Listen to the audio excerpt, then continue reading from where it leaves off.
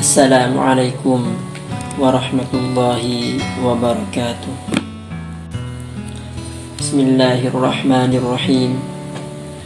Alhamdulillahilladzi la tatimmu shalihat illa bih.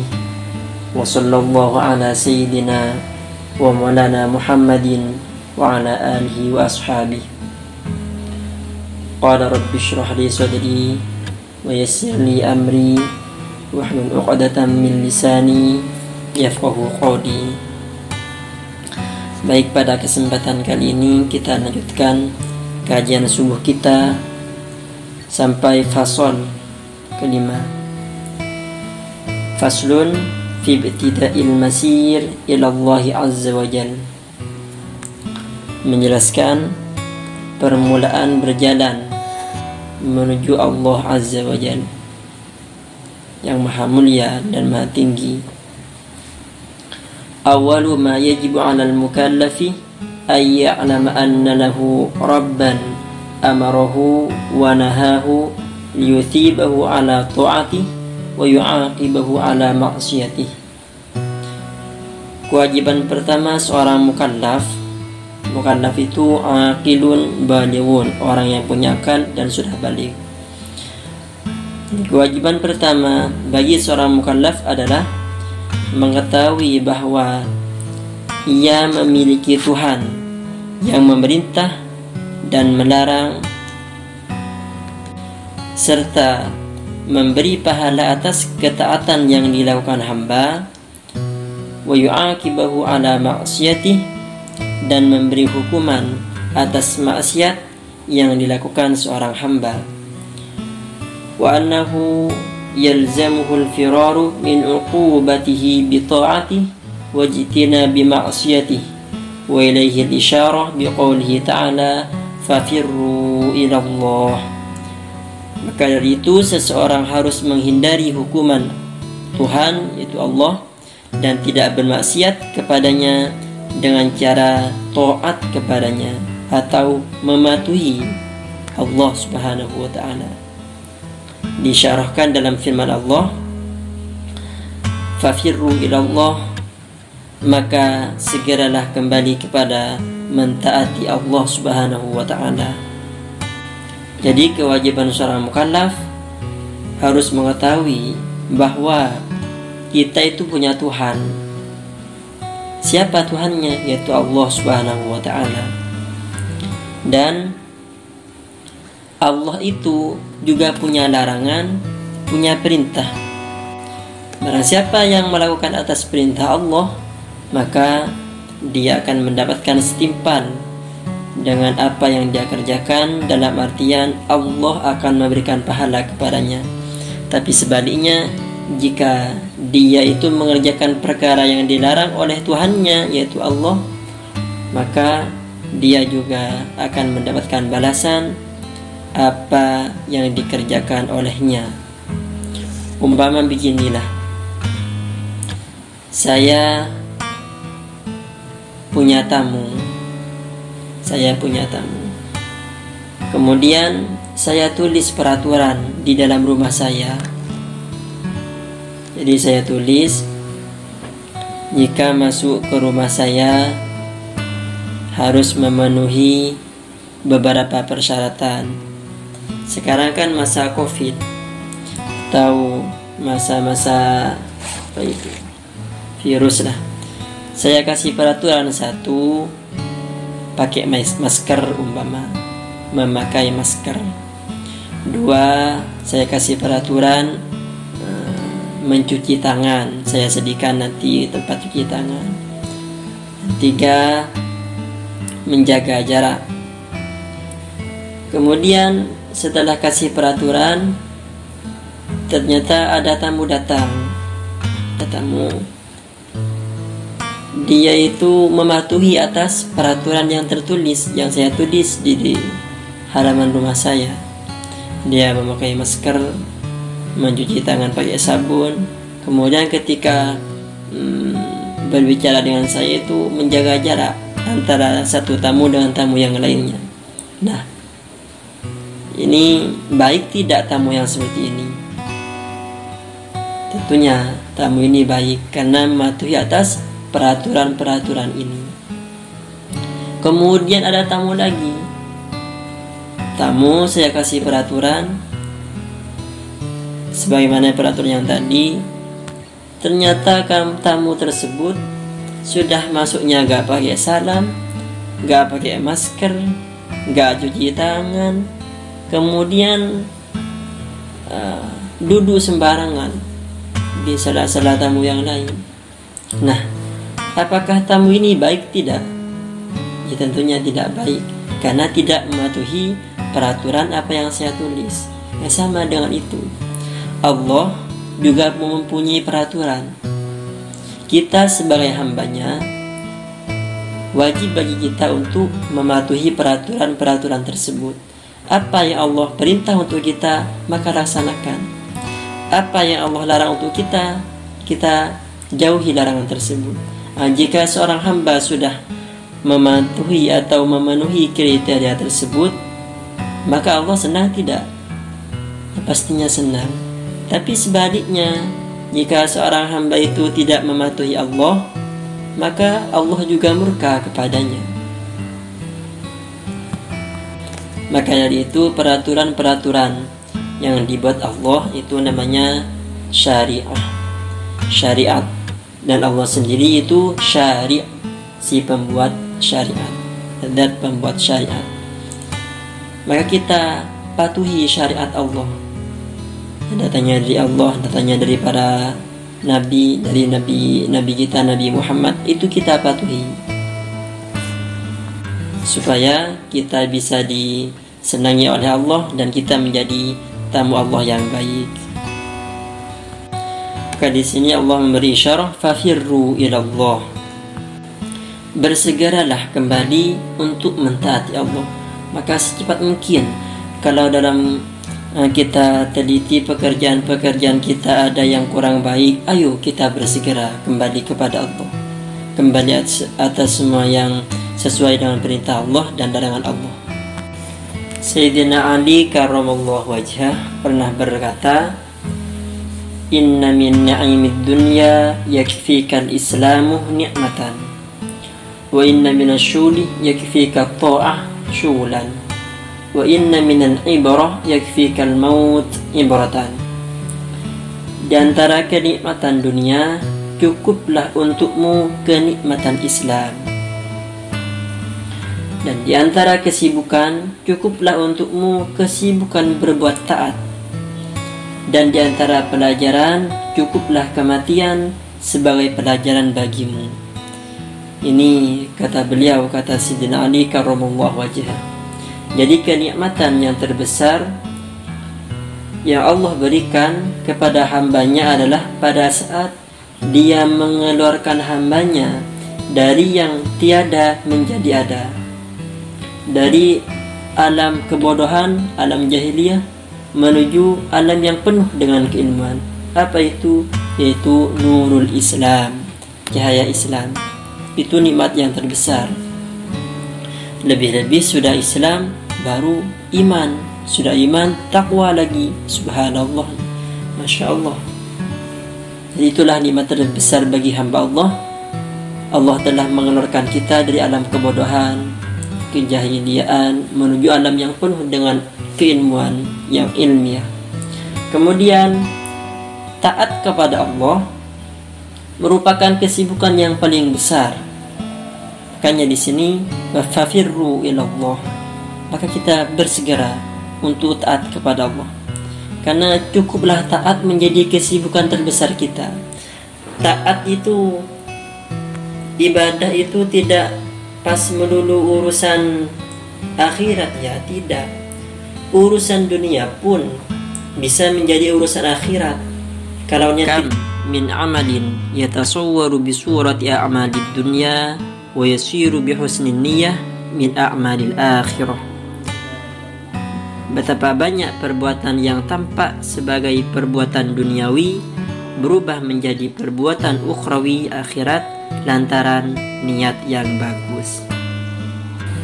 Umpama kita bekerja sebagai pedagang, dagang kan urusan dunia, kita mencari urusan dunia. Tapi kalau kita niatkan dagangan kita itu untuk kehidupan akhirat, dengan baiknya niat kita, maka itu akan menjadi pahala bagi kita. Saya niatkan dagang ini untuk memberi nafkah keluarga. Saya niatkan dagang ini untuk memenuhi persyaratan dalam ibadah saya supaya saya tidak kekurangan untuk kebutuhan-kebutuhan yang berhubungan dengan ibadah, menutup aurat, membeli baju untuk menutup aurat. Ini walaupun pada dasarnya secara zahirnya itu pekerjaan dunia, bisa menjadi pekerjaan akhirat berpahala bihusnil niyah, sebab baiknya niat. Malah sebaliknya, kam min amalin yatasawwaru bi surati a'malil akhirah thumma yasiru min a'malid dunya bisu'in niyah. Dan juga betapa banyak pula perbuatan yang terlihat sebagai perbuatan ukhrawi akhirat bergeser menjadi perbuatan duniawi dunia lantaran niat yang buruk, su'in niyah. Okeylah, kita lihat secara zahir dia itu bekerja ibadah kepada Allah. Tapi kalau niatnya itu jelek, maka itu akan menyebabkan sebaliknya, bisa menjadi maksiat, dosa kepada Allah. Seperti riya, ujub, sombong, umpama pengajian, berangkat pengajian majelis ilmu, tapi hanya untuk kesombongan kepada manusia, riya kepada manusia. Oh ini nih, aku bisa ikut majelis ilmunya si Habib ini, bangga dengan dirinya sendiri, supaya bisa menjadi harum di tengah masyarakat. Memang iya, dia itu datang ke majelis ilmu bersifat a'malil akhirah, tapi karena niatnya jelek, maka yang seharusnya dia mendapatkan pahala, malah sebaliknya mendapatkan dosa kepada Allah Subhanahu wa ta'ala. Maka cukuplah taat menjadi kesibukan kita setiap hari. Setiap harinya kita niatkan, niat kita itu semua pekerjaan-pekerjaan kita niatkan dengan baik. Kita melangkah ke kamar mandi umpama, kita bersihkan diri kita, niat kebaikan supaya bisa bergaul dengan manusia dengan bersih, harum di tengah manusia. Itu kan sunnah. Nah itu juga ketaatan, itu bersifat ibadah. Habis mandi kita pergi kerja untuk memenuhi persyaratan bisa melaksanakan ibadah, kuat beribadah untuk beli makan. Kalau sudah makan bisa sehat, kuat beribadah lagi. Nah, ini yang pada intinya ke pekerjaan dunia, tapi bisa bernilai ibadah kepada Allah, sebab baiknya niat. Kemudian wa innal minal ibrah yakfikal maut ibratan. Sesungguhnya maut atau mati itu sebuah peringatan yang cukup untuk menjadi pelajaran bagi kita. Jadi cukuplah mati kalau kita ingin mengambil pelajaran. Kenapa kok seperti itu? Kita lihat, sebetulnya kita ini tidak berdaya. Kita lihat mayat-mayat orang-orang mati itu, apa yang bisa dia bawa? Kekayaan tidak, istri tidak juga, harta, mobil, kendaraan tidak. Gak ada bedanya orang kaya dengan orang miskin kalau sudah mati. Orang kaya sama membawa 3 lembar kain, orang miskin pun juga seperti itu. Yang beda itu apa? Takwa kepada Allah. Tatazawwadu fa inna khairaz zadi taqwa. Paling baiknya bekal itu adalah takwa. Umpama kita dalam perjalanan, bekal kita habis, apa yang kita kerjakan? Ya gak ada, sudah nunggu kepastian sudah. Kalau bekal kita itu tidak kita persiapkan. Tapi kalau kita mau perjalanan, kita siap-siap membawa bekal, baju, pakaian, makanan yang kuat beberapa hari, maka kita tenang-tenang saja dalam perjalanan. Ya sama dengan orang mati. Orang mati bekalnya bukan harta, bukan mobil, bukan kendaraan, bukan emas, bukan. Tapi apa? Fa inna khairaz zadi taqwa. Paling baiknya bekal adalah takwa kepada Allah Subhanahu wa ta'ala. Wal firaru ilaihi innama yakunu bi ta'atihi wa jitinabi ma'siyatihi. Bersegera kepada Allah hanya bisa dilakukan dengan mematuhi atau taat kepadanya dan tidak melakukan perkara yang dilarang oleh Allah atau tidak bermaksiat kepada Allah. Wa innama tu'rafu ta'atuhu wa ma'siyatuhu bi ta'allumi syari'atihi. Taat dan maksiat dapat diketahui hanya dengan mempelajari syariat-syariat Allah. Sesuai dengan yang saya jelaskan tadi, Allah punya syariat. Allah pembuat syariat. Makanya ada syariat, ada syari. Supaya kita jadi hambanya yang baik, kita patuhi syariat tersebut, kita patuhi peraturan-peraturan yang dibuat oleh Allah. Bagaimana? Bita'allumi syari'atihi fa'alaihi ayyata'allama min ilmi syar'i ma harramallahu subhanahu wa ta'ala alaihi fi zahirihi wa batinihi liyajtanibahu. Seseorang harus mempelajari apa yang diharamkan oleh Allah, baik lahir maupun batin, supaya apa? Agar ia bisa menghindarinya. Wa ma aujabahu alaihi fi zahirihi wa batinihi liyaf'alahu ala hasabil hal allati huwa mulabisuha wa madfu'un ilaiha. Dan harus mempelajari apa yang diwajibkan oleh Allah, baik lahir maupun batin, agar ia bisa melakukannya. Jadi kita bersegera kepada Allah dengan cara melakukan apa yang diperintah oleh Allah dan menjauhi apa yang dilarang oleh Allah dengan cara mempelajari syariat-syariat Allah. Imam Syafi'i pernah berkata, "Man arada ad-dunya fa'alaihi bil ilmi, wa man arada al-akhirah fa'alaihi bil ilmi, wa man aradahuma fa'alaihi bil ilmi." Barang siapa yang menginginkan kebahagiaan dunia, hendaknya ia dengan ilmu. Barang siapa yang menginginkan akhirat, hendaknya dengan ilmu. Dan barang siapa yang menginginkan kebahagiaan keduanya, dunia dan akhirat, hendaknya ia dengan ilmu. Maka dalam ketaatan atau takwa, kita harus berilmu dulu. Kita harus belajar ilmu syariat Allah. Mencari guru, cari ulama yang amila bi ilmihi, jadikan sebagai guru supaya kita bisa ambil pelajaran dari beliau. Nabi pernah bersabda, "Alaikum bimujalasatil ulama wastima'i kalamil hukama, fa inna Allah ta'ala yuhyil qalbal mayyit binuril hikmah kama yuhyil ardal mayyitah bima'il maqar." Hendaklah kalian bergaul dengan ulama dan mendengarkan ucapan hukama, karena Allah Ta'ala menghidupkan kembali hati yang mati dengan cahaya hikmah, sebagaimana ia menghijaukan tanah gersang dengan air hujan.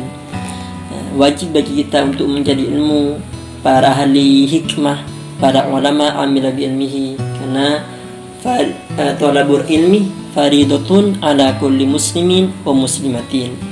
Mencari ilmu itu wajib, maka bagi kita bersegera untuk belajar syariat-syariat Allah dari para guru-guru yang sudah terpercaya akan keilmuannya.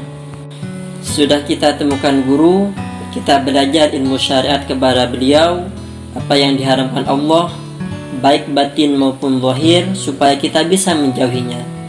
Kita belajar ilmu tentang urusan apa yang diwajibkan oleh Allah, baik batin atau zahir, supaya kita bisa melakukan kewajiban-kewajiban tersebut. Sayyidina Ali radhiyallahu an pernah berdawuh, "Man kana fi talabil ilmi kanatil jannah fi talabihi, wa man kana fi talabil ma'siyah kanatin nar fi talabihi." Barang siapa yang mencari ilmu, maka surgalah yang dicari, dan barang siapa yang mencari maksiat, maka nerakalah yang dicarinya. Jadi ketika kita mencari ilmu, belajar syariat-syariat Allah, yaitu pengetahuan-pengetahuan tentang akhirat, pengetahuan-pengetahuan syariat, sholat, puasa, semakin mendekatkan kita untuk masuk ke dalam surga. Orang yang bersegera dalam mencari ilmu, maka dia itu juga bersegera menuju ke dalam surga. Tapi sebaliknya, kalau kita maksiat, maka kita juga masuk ke dalam neraka Allah.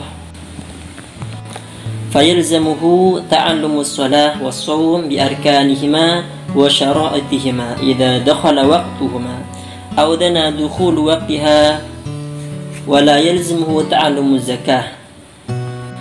Seseorang harus mempelajari rukun dan syarat salat, puasa jika sudah sampai atau mendekati masa kewajiban salat dan puasa. Wala yalzamuhu ta'allumu zakah illa idza wajabat aw dana wujubuha, serta ia tidak harus belajar ilmu tentang zakat kecuali ketika sudah wajib atau mendekati wajib untuk mengeluarkan zakat. Wa kadzalika la yalzamuhu ta'allumul hajj wal jihad illa idza kana min ahlihima. Ia juga tidak harus mempelajari haji dan jihad kecuali memang sudah wajib berhaji dan berjihad. Fa in tasa'a waqtuhuma kana ta'allumu wajiban mukhayyaran fa in dhaqa waqtuhuma tadayyaqa ta'allumuhuma. Bila kesempatan untuk berhaji dan berjihad masih terbuka luas, maka mempelajari keduanya adalah kewajiban pilihan. Bisa dilakukan kapan saja. Namun bila kesempatannya untuk menjalankan keduanya sudah mendesak, sempit, maka mendesak pula mempelajari keduanya.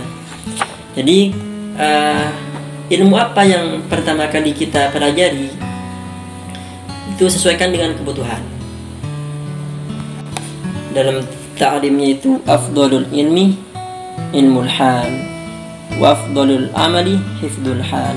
Paling baiknya ilmu adalah ilmu sesuai dengan situasi kondisi. Umpama kita balik, kita wajib sholat, maka ilmu yang utama dan yang wajib bagi kita ilmu tentang sholat dulu. Kita pelajari sholat, bagaimana sholat. Sebelum sholat harus punya wudhu. Kita pelajari ilmu-ilmu tentang wudhu. Kalau tidak ada air kita tayamum, kita pelajari ilmu tentang tayamum. Kalau kita dalam hadas besar kita harus adus, maka kita pelajari ilmu-ilmu tentang adus atau wusl. Itu dulu yang kita pelajari lambat laun sesuai dengan kebutuhan kita. Ketika sudah sampai puasa Ramadan, kita wajib mempelajari puasa Ramadan. Maka dari itu akan ada batasan. Kalau anak itu umur 7 tahun, maka wajib perintah untuk sholat. Karena kita wajibnya belajar bukan pas kita wajib sholat, pas kita wajib belajar, enggak. Sebelum kita diwajibkan untuk sholat, kita sudah tahu cara-cara tentang sholat. Umpama orang balik itu rata-rata 15 tahun, maka sebelum 15 tahun seorang anak itu harus dikasih pelajaran tentang kewajiban yang harus dia lakukan ketika balik. Jadi makanya dalam ilmu fikih itu kan 7 tahun kasih pelajaran dulu tentang sholat. 10 tahun kalau tidak sholat maka wajib juga dipukul. Kenapa? Menjaga nanti ketika 15 tahun mereka sudah terbiasa melakukan kewajiban itu. Jika sudah sampai puasa Ramadan, maka kita kasih pelajaran tentang puasa Ramadan, puasa wajib kepadanya. Jadi ilmu hal, ilmu tentang keadaan kita yang pada saat itu juga yang harus kita cari. Maka dari itu redaksi musannif wala yalzimuhu ta'allumu zakah illa idza wajabat aw dana wujubuha. Tidak wajib mempelajari ilmu zakah kecuali ketika kita sudah mau mengeluarkan zakat atau mendekati untuk berzakat. Kemudian jika kita punya waktu luas untuk mempelajari perkara-perkara yang tidak wajib bagi kita pada saat itu, maka kita pun dihukumi wajib mukhayyar, wajib boleh memilih untuk belajar ilmu-ilmu seperti itu, seperti ilmu tentang haji atau jihad. Kita tidak perlu sebetulnya kalau kecuali orang yang mau berangkat haji ya. Kita tidak mau berangkat haji, tapi kita belajar ilmu haji karena saya sudah kita sudah mengetahui ilmu-ilmu tentang sholat, puasa, sudah kita pelajari semua, ilmu suci dan lain sebagainya kita sudah pelajari semua, maka waktu kita luas, masih cukup untuk belajar ilmu haji, jihad, maka silakan. Itu wajib mukhayyar. Wa kadzalika sa'iru ma yutajaddadu lahu min sa'iril asbabil mujibah littaqwa fi zahirihi wa batinihi yalzamuhu ta'allumu dhalika bi asbabihi wa awqatihi wa syara'itihi wa arkanihi wa mufsidatihi. Begitu pula dari semua faktor ketakwaan, baik lahir maupun batin, yang mulai muncul dalam diri seseorang mengharuskan seorang hamba mempelajari segenap faktor pembentuk, waktu, syarat, rukun, dan faktor perusak. Jadi kalau dia itu sudah baligh, sudah kena taklif, kena paksa dari syariat, maka dia harus mengerjakan kewajiban-kewajibannya, baik lahir maupun batin. Apa saja kewajibannya dilaksanakan. Tidak hanya ketakwaan itu. Jadi seorang hamba jika sudah dikena taklif juga harus mempelajari segenap faktor pembentuk, waktu, syarat, rukun, dan faktor perusak. Umpama dia mukallaf, sudah baligh, wajib baginya untuk sholat, maka tidak hanya belajar tentang sholat, dia juga harus belajar kapan waktunya sholat, syaratnya sholat, rukun sholat bagaimana, dan yang membatalkan sholat itu apa saja. Wudu umpama, apa saja syarat rukun wudu, yang membatalkan wudu, kapan waktunya kita berwudu, itu juga harus dipelajari bagi orang yang sudah mukallaf, kena taklif oleh syariat. Jadi kita cukupkan di sini dulu. Mudah-mudahan barokah manfaat. Wallahu a'lam bishawab.